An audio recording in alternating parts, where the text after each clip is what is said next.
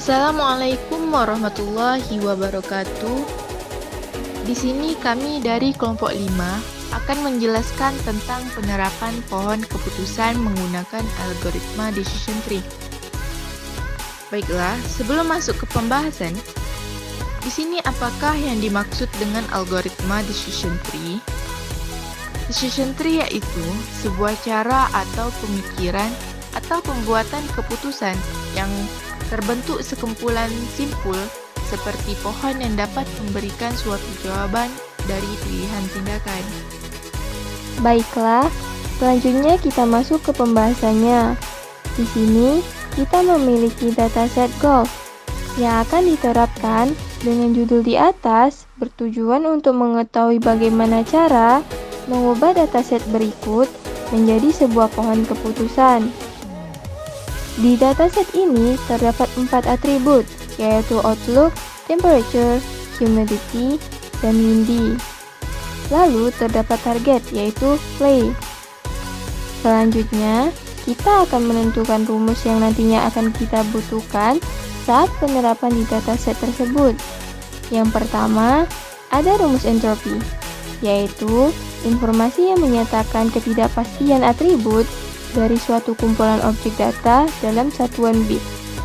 Kemudian, selanjutnya ada rumus information gain, yaitu perolehan informasi untuk mengurangi bias terhadap atribut multinilai dengan mempertimbangkan jumlah dan ukuran cabang saat memilih sebuah atribut.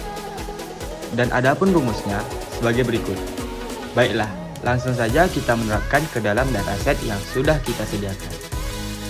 Untuk langkah-langkahnya, yang pertama, kita harus mencari nilai entropi binary class-nya terlebih dahulu dengan menggunakan rumus yang tertera. Dapat kita lihat pada nilai entropi binary class yang kita cari, di mana dataset yang kita cari adalah kelas binary ya dan tidak, di mana 9 dari 14-nya iya dan dari 14-nya adalah tidak.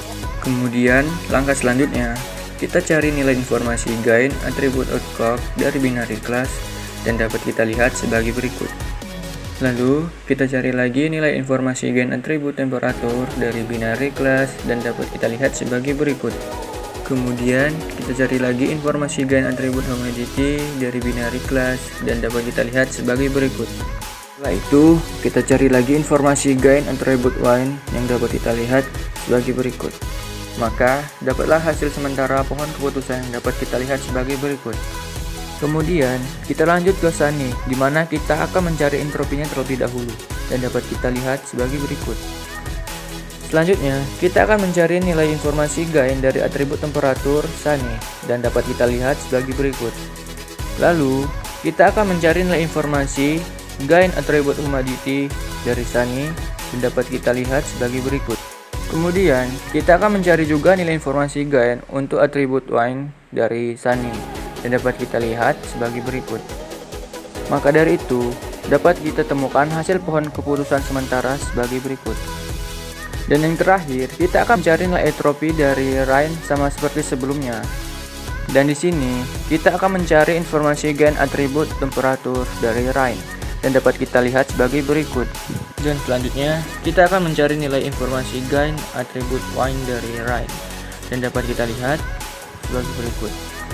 Dan setelah itu, maka terlihatlah hasil akhir dari pohon keputusan yang dapat kita lihat sebagai berikut. Baiklah, mungkin cukup sekian penjelasan dari kami kelompok 5 dan kami akhiri. Assalamualaikum warahmatullahi wabarakatuh.